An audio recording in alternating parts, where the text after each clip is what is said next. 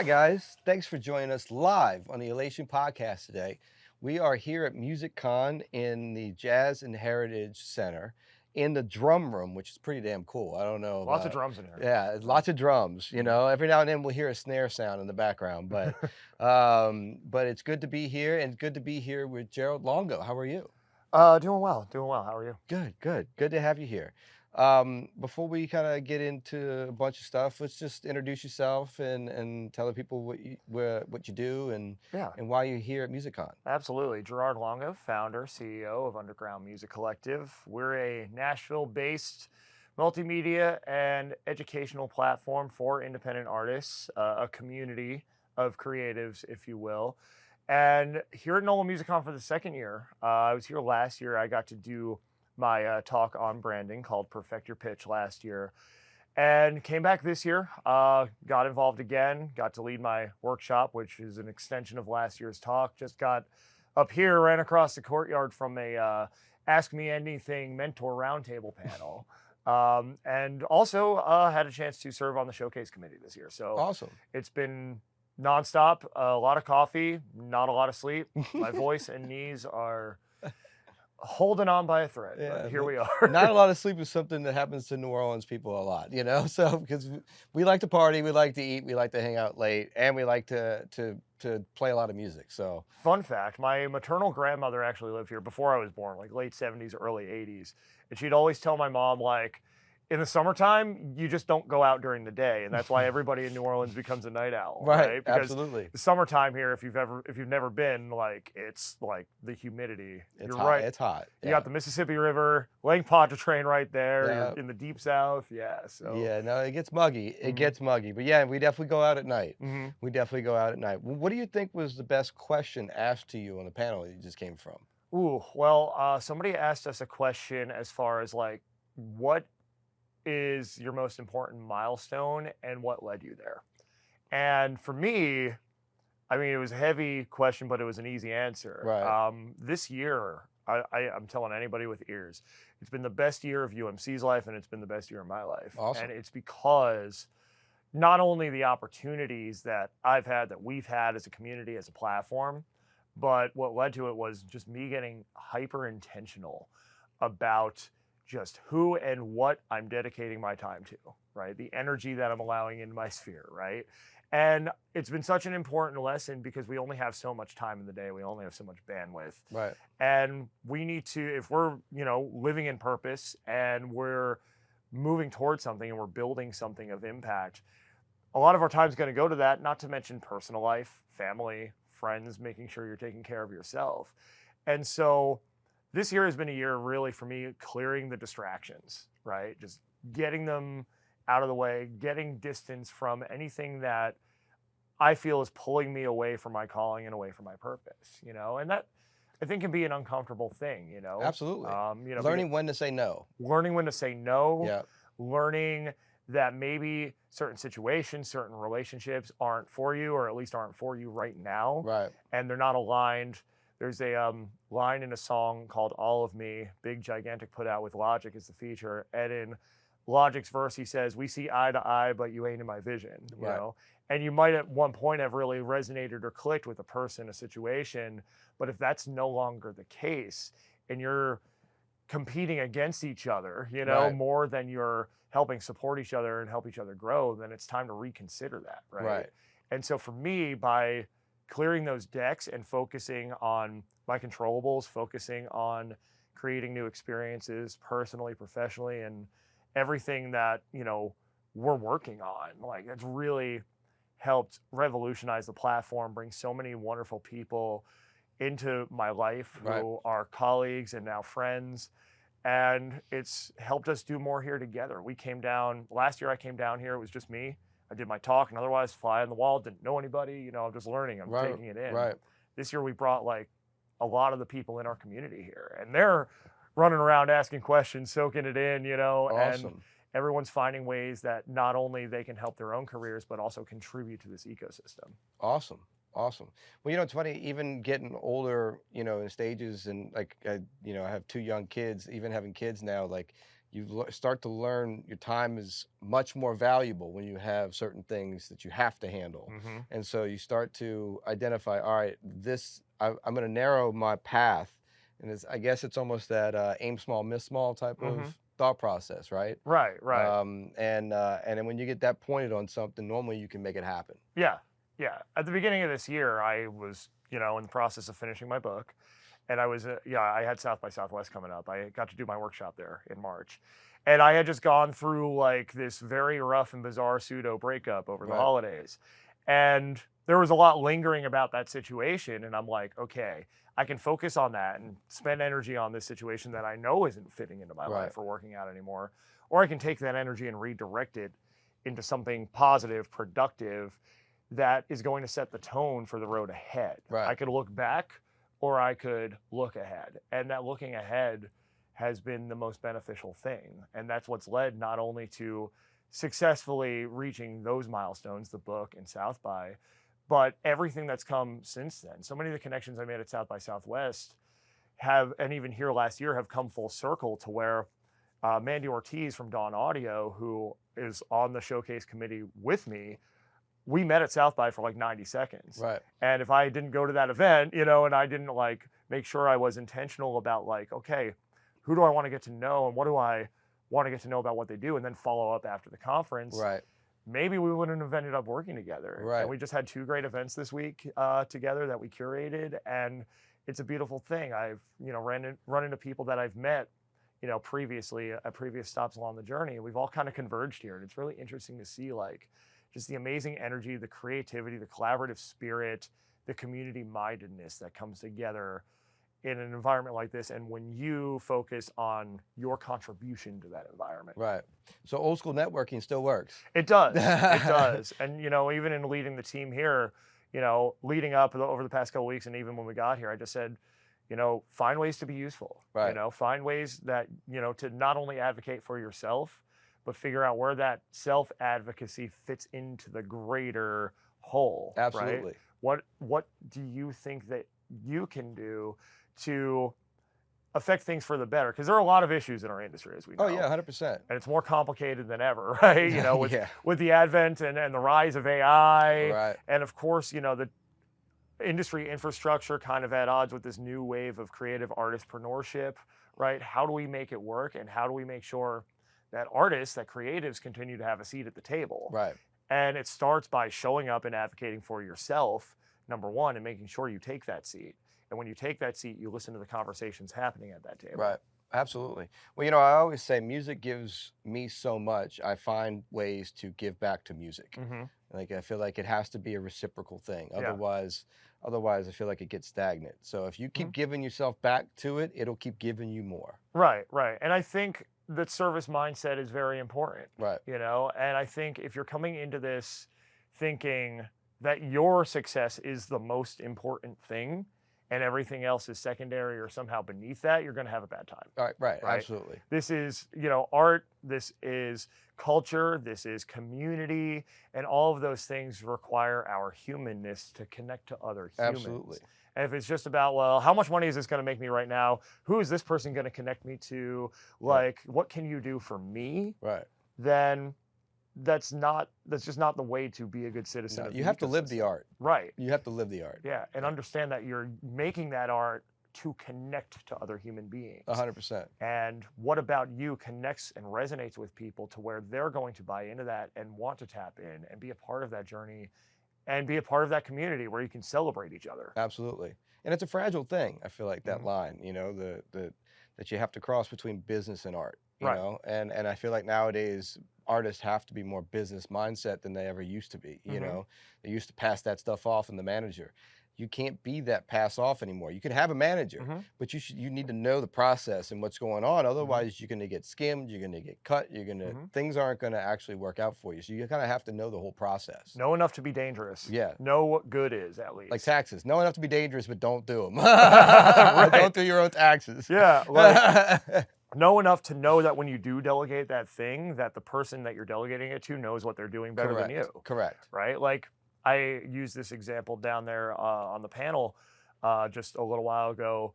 Like, I'm a very much big picture, right-brained vision kind of guy, right? My business partner, Joe Buzz, who came into the fold this year, he's got military background, like very detailed logistics oriented. When we're figuring out how to get everybody down here, like he was the guy that took care of the lodging. He was Right. the guy that, gave me things to think about as far as transportation, like, hey, Gerard, maybe 5 people's bags won't fit in your tiny Nissan Versa, Right, right? right, right, right. And it's like, how are we going to do this and how are we going to handle it in a way that's going to work and make sense for everybody? I can do that stuff, but like he's better at it, Right. and that lets me focus on the big picture and kind of setting the table for us once we get here, right? There are folks on our team like Nicholas Soul with New Renaissance, who is an amazing content creator, video editor. I can edit video. I can't do it as well as he can, Right. and I can't do it as fast as he can. Right. Right. So having people around you that have skills to bring to the table is important, but also like having it make sense in the context of like, how are we all working together and moving together to make sure that everybody here wins and everyone has a chance to eat. Absolutely. Well, my favorite chart in business is the circle chart. You got to, if you can complete the circle, you'll keep going round and around and everybody makes money, right? Right. But let's see, what do you think your biggest takeaways from this year from the Music Con so far? Well, the funny thing is, it's such a different experience for me this year, and both have been great experiences. But last year, I came here not knowing anybody, Right. At least not in this market, right? And it was just like, all right, there's this cool conference in New Orleans. I applied, I got accepted. I'm gonna go. I can't wait, And it was like almost like a kid in a candy store feeling last year. And I think the big takeaway for me last year was the closing night showcase was at Cafe Istanbul. And I had done a few conferences to that point, and it just kind of dawned on me, like, we're all having the same conversations in these different places. Right. What if we have them together? And that's really informed a lot of our work as far as the community we're building, the Underdogs community at Underground Music Collective. Like, yeah, we're based in Nashville, but we're building these pipelines out to other markets, down here to New Orleans, up to Canada. We've been a few times in the past year. Bethlehem, Pennsylvania, where I moved to Nashville from. Great music scene there. Largest free music festival in the country, by the way. It's called Music Fest. They do a conference. They're bringing that back next year. It's like, how can we get all these places and people talking to each other? There's another great one in Charlotte, Confluence, Carolina. Right. It's in its 3rd year. And everybody has, their own perspectives based on what they're dealing with locally. But there's this bigger picture of like the industry issues and the industry challenges that we're all seeking to address, right? And so how do we just get people talking to each other and create this groundswell of creatives to, again, take more seats at the table and advocate for ourselves, right? And then I think this year, seeing that play out in real time by having my team and having our artists here, right, and seeing how they're moving, and seeing how they're, there was a great investor panel at the New right before the opening reception the other night. And a bunch of us went down there. I then had to go over to the venue for the showcase, so I didn't get to stick around for the reception. But before that, it was the Q&A. And one of our artists by the name of Foundation Mecca, amazing artist. He's gotten Place in Sync, great producer. He asked the panelists, like, how can we, coming from Nashville, contribute to the environment here in New Orleans? And immediately people around the room were like, collaborate with our artists, do this, do that. And it's like seeing that happen in real time and seeing like kind of that seed, that little whisper that was in my ear last year about how do we get people talking to each other? right. Seeing one of my friends and artists like ask that question and get such great responses, it's like, that's the vision come to life. Right. Well, because one of the questions I was going to ask you was, what do you think from an outsider's perspective, what does Nashville do better than New Orleans does in the music industry? Well, Nashville has the traditional industry infrastructure. Right. It's Music City. And I think my interpretation of that, and maybe I'm going to get in trouble for saying this, it's Music Business City. Right. And I feel sometimes like having too much like industry, kind of overriding the creative process. Oh, absolutely. It becomes corporate, just like a franchise does in a restaurant. Right. Mom and pop might get bought by a corporate chain, and the next thing you know, the food quality goes down because everything is about the bottom line, not about the food itself. Right. And I feel it can blur the lines, but I feel like we're too much on the other side. I feel like we've got all the creativity that you Mhm. could imagine, Mhm. but we don't have the infrastructure to Mhm. get past certain plateaus. Yeah, yeah, and I think, like, the soul and the grit and the creative spirit at the heart of this city, I mean, you see people riding bikes wearing whatever they want here. Right. You know, it's very, like Sometimes nothing. yeah, sometimes nothing, you know? And, like, I appreciate that because, you know, you look at the difference between Broadway and Nashville and Bourbon Street here. Right. Both, like, huge tourist destinations, right? Broadway, though, has become very, like, corporatized and commercialized. Every country artist du jour has their name on a bar. Bourbon Street's the Bourbon Street it's always Bad. been, Right, you right, know? right. And what I love about your city is it's just like, come as you are, because we certainly are. It makes Right. no apologies. Absolutely. We're And the pirate city. yeah, We really where the pirates came to hide from the army. That's where they dipped up, and that's kind of where they stayed up in here. So I feel like we've kept that vibe pretty mhm. much throughout history. Yeah, and it's so unapologetic, and I love that because that's, you know, we talk a lot about authenticity, you Right. know, within our community, within my workshops, you know, building your authentic artist brand. Your brand is you. Right. And like when you really lean into your you-ness, you know, the real like essence of who you are, that's going to attract more of that, Right. right? And I think events like this are super powerful because you have that creative spirit and that artist-centric heart mixed with this industry knowledge from people all over the place, you know, Right. meeting people from Nashville, meeting people from New York, Bay Area, you know, everybody kind of has different things to add to the mix. And it really creates a more robust ecosystem and more connection. So your artists here in New Orleans can come up to Nashville, Right. can go to New York, can go out west and have these connections, these relationships that continue to build over time and vice versa. You know, when we want to go get a little soul and culture, we're going to be right back down here on the first flight, you Right. know? Right. And it's like, how can we help each other win? And how can we take what we all do well and add it to the mix to create this greater community? Absolutely. Absolutely. Well, and staying on the music business side a little bit, what would you think some or one of the new lessons that an artist needs to learn in today's industry? Let's see. We already covered know enough to be dangerous, right? So that's one that's been coming up a lot. I would say a couple lessons that really stand out to me because this the book is titled 60 plus lessons from the creative journey is first of all just start, right? Like we all begin from zero. We Right. all begin with just an idea. Like Underground Music Collective began with a podcast in my childhood bedroom in New Jersey because I needed an outlet from my corporate day job, Right. which was a cool job, but it Right. wasn't mine. And I've always been the type of person to just need my own outlet or I Right. feel like I'm suffocating, right? And so I had done college radio. Had a weekend to myself. I didn't have anything to do. I listened back to some of those episodes and I was so emotionally moved. I'm like, this is the thing. I want to do this again. Because I remembered in college, we had a small but dedicated audience of 10 to 15 people every week Right. who would be there and they'd be sending us stuff for the show. AOL Instant Messenger was a thing at the time to date myself. Right. And Yeah. like, you know, instant feedback, you know, as we're on the show live on the air, people are giving us that. And like having that energy exchange, like I decided in that moment, like I want to do something that impacts people. I don't want to just be a spoke in the wheel. Never did I think it would lead here, Right. you know, but I just had to start. I had to pick a point, and that point was okay, tomorrow I'm going to Best Buy, buying a USB mic, figuring out how to use it. I need a logo. I need a Facebook and a Twitter, as it was known at the time, a Right. Twitter handle, and then a place to upload the shows. And it was SoundCloud at the time. Right. I didn't know what I was doing, but I picked a point and went. And then I had a bunch of friends from community theater. Shout out to Scotty Rock, the whole crew, who wanted to be a part of it. And we had a good, like, almost 2-year run in the beginning doing that. Then people kind of start drifting, going different ways. I moved back to Bethlehem, where I'd gone to college, and there's a local music scene there. So we started Lehigh Valley Underground as a local blog and support Right. system for the artists, reviewing local original releases. I taught myself photography, would go out and shoot shows.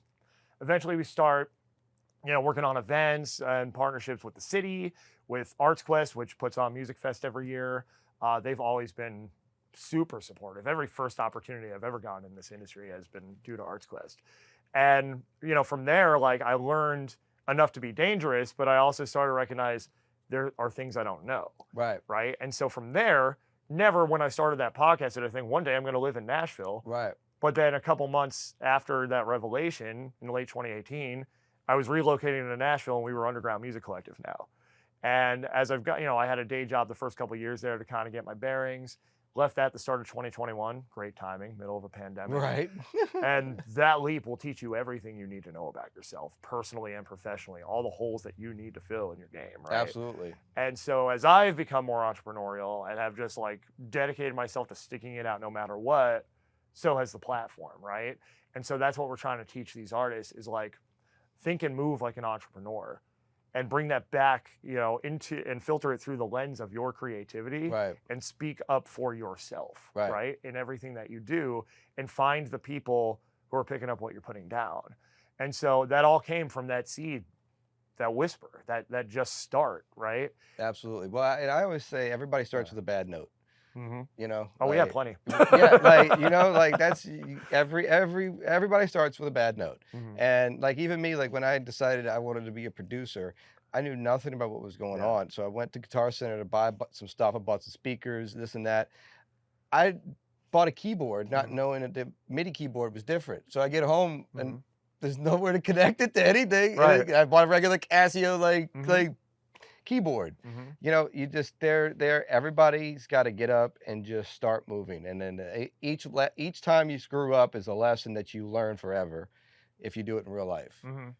You can't read lessons as much as you can live them, although you should learn from other people's mistakes. Absolutely. And I think another one that really sticks out to me is, and this comes from my mother, may you always have the courage to take a chance.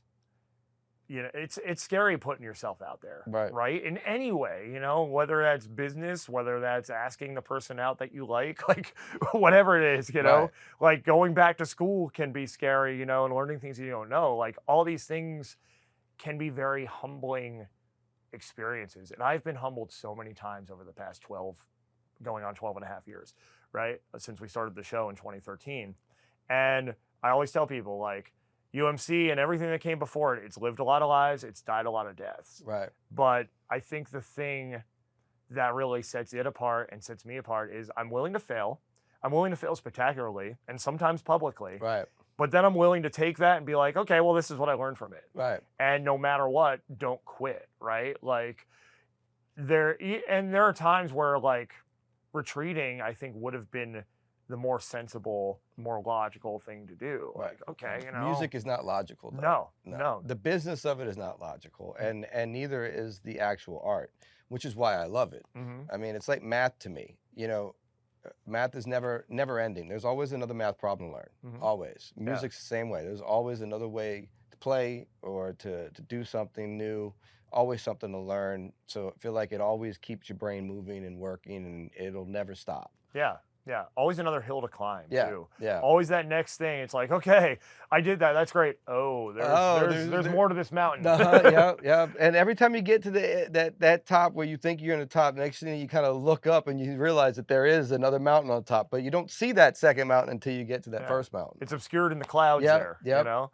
And that's something that I think upon moving to Nashville, I realized pretty quickly is like there really are no finish lines. Unless you want there to be. Right. Unless you say, you know what, I'm good, I'm done. Right. I'm gonna go do something else now. Right. But like as long as your creative spirit is, still pushing you towards something, you can go do that thing. Right. And it's just really what's your mindset about it? There's always another hill to climb, and there's always a new version of yourself that you're gonna have to meet and really step into and adopt within in order to reach that next plateau, right? And it never ends. And I think a big part of, accepting that is also in accepting the process, accepting that it is a process and falling in love with that, and not just looking at this, point on a map in the future where I'm going to be rich and famous and then I'm just going to manifest it. I'm going to sit here and it's going to happen. Right. Because somebody's going to discover me. No, it takes action. It takes action and daily consistent action. And also like, to go back to that earlier point about, managing the energy, the antidote to any chaos is that consistency. When you're on your purpose, nothing can throw you off. Right. When you're focused on a thing, like all the other stuff around you that could pull you away from that purpose and from your values just becomes noise. Right. And you quickly learn how to tune it out. Right. 100%. 100%. Finding that is difficult, Mm-hmm. especially for artists, and we're so creative. Sometimes we can get, a little bit too cloudy in our heads about what we're doing and where Yeah. we're going and what paint to use, I guess you could say. Mm-hmm. But finding that purpose and filling that void and staying there and being consistent Mm-hmm. is definitely something that can help a lot of artists. Absolutely. Um, did you do any New Orleans like town going out of Oh town? yeah. Did you Yeah. go see some local music? Yeah. Well, what was your favorite venue you walked into? I really loved the Rabbit Hole last night. And Okay. I want to say too, Cafe Istanbul was great to us. We actually did our own event as UMC there Monday night before the official showcase, the Crescent City Crossroads with the conference on Tuesday night. They were really great to us and pretty much just let us have the run of the place to create the event we wanted to create.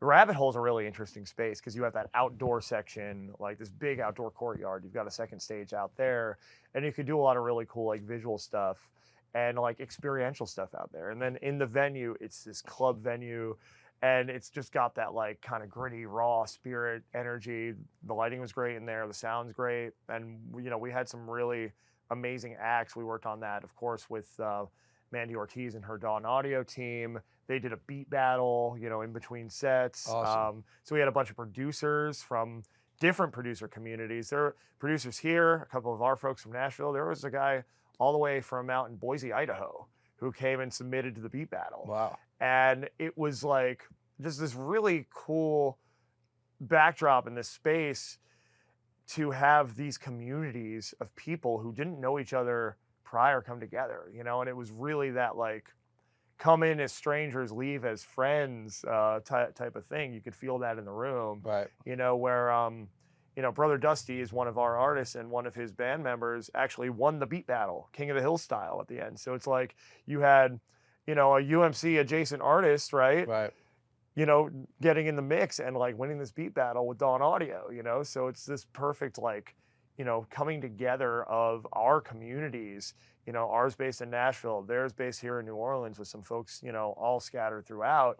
And, I'm amazed at, the ability of this collective group of people to create such a powerful experience in that space. But I don't think the experience would have been what it was without the space being what it is. Right. And so I really appreciate like how we were able to, in both spaces, Rabbit Hole and Cafe Istanbul, like curate the experience to the venue, right? Right. And create something, tailored to that environment where people are going to leave there feeling like, wow, I just experienced something cool, great artist, great energy.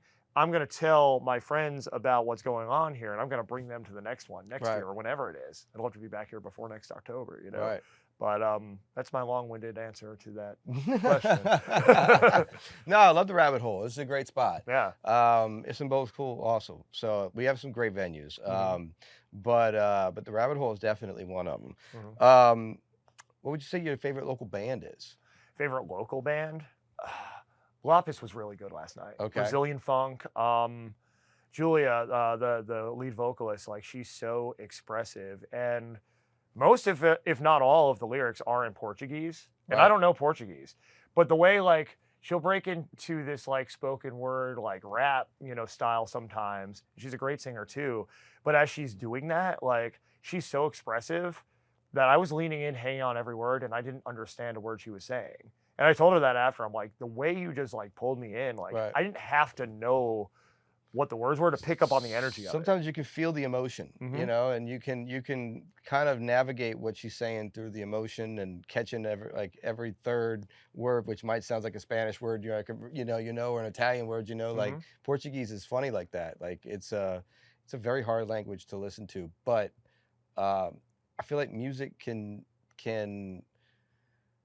the melodies and the emotion behind it, like going to a play and listening to an Italian or an opera and listening to an Italian opera singer, but you don't know Italian. Like I feel Mhm. like you can pick up on those energies and you can attach yourself to that moment, Yeah. and somehow understand it even though Mhm. you didn't. Yeah.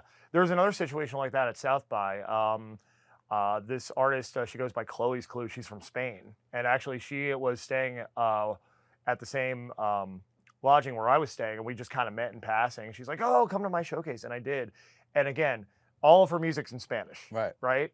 and I took Spanish in high school. It's been 20 plus years. Right. So like I knew a few words, you Right. know, but the way she used her eyes and like to just like convey emotions and convey like, you know, sometimes she'd be like really like defiant and pouty. Sometimes she'd be like really bright and like you could just see it in her eyes, like what she was trying to convey. Another one of those situations where like you don't need to know the language Right. to pick up on the feling. Absolutely. And that's what's beautiful about this medium. Oh, that's like with love, man. The eyes never lie, right? Yeah. The eyes never lie. Right. What do you think your favorite music memory is here in New Orleans? Favorite music memory. I mean, there have been so many. I'm still processing the ones from this week, you know. You know, I will say last year, just coming here, I had been to New Orleans before, like overnight, but last year was the first time I had spent a few days here. And just like, I love how you can just walk up and down Bourbon Street and like you've got, you know, people drumming on plastic buckets, Right. you know, and then the clubs, you know, open windows, you hear jazz coming from this place, you have some like Delta blues coming from another place. And it's so, you know, it's so diverse and you just kind of feel like, you know, it really is like a gumbo pot, you know. 100%. of Well, and they're so styles. close, and sometimes you feel like, you know, you would think that they compete, but if you walk into each place, you'll understand that each one has its own vibe, its own energy, its own specific moment in time. Yeah. You know, and I love that about New Orleans too. There is no ending to the creativity and to the amount of genres that you will hear in one night, Yeah. you know? Yeah. Yeah. And I think too, like, I'm also just really proud of our artists who made the trip down and just the way they were able to just, whatever their role was in this experience, just like grab on and go. Like we did, you know, we had a few of our artists on the official showcases and we put together a separate one for the other folks who came down with their team, just, you know, to get them an opportunity to play. Right. And there was a really interesting the other night at Cafe Istanbul on Monday night during our show where a few of our hip hop artists just got up there and did a cypher and just complete freestyle. It wasn't exactly planned and they all just knocked it out of the park. And I, of course, like I would expect nothing less, but just the way that they just like completely new city, Right. you know, where none of them had ever been or at least ever performed before. And they just get up there and at the end of the night, you've got people from Nashville connecting with people from New Orleans, from Atlanta, you know, it's again, come as strangers, leave as friends. And like the music created that. Right. That, and it was, you know, a small but mighty crowd, but like everybody was really tapped into what everyone else was doing. And I love seeing that happen. I love seeing people come together through this medium and what they can create from there. And yeah, I'm proud of everybody, you know, who has made the trip with us and new friends, new artists that we've met, just to kind of see what they're able to do through their art and, you know, what they bring to the table specifically is always really exciting for me. That's awesome. That's awesome. Well, great having you here today. It was a Thanks great for having me. discussion. You want to tell everybody where they can find your socials and look up what you got going on? Yeah, umcworldwide.com, at UMC Worldwide on at least most of the socials. I don't know if I changed it over on LinkedIn yet. Might still be UMC Nashville there, but we're global now, so it's UMC Worldwide. But and that's the thing is like when we, you know, when I moved to Nashville, I didn't want to put Nashville in the name because I wanted us to have this ability to. I mean, at first I wanted to bring what I learned in Nashville back to Bethlehem, but now it's like I want us to be able to reach and impact no matter where you are. And that's Right. just the world we're in, right? And so, you know, where everything's so much more connected. So that's why that's our, it's in our name, it's in our game, umcworldwide.com. There you go. There you go. Awesome. Well, great. Like I said, great having you here today and thanks great for talk. And thank you guys for listening today here at MusicCon on Elation Podcast. And we will see you next time. Peace.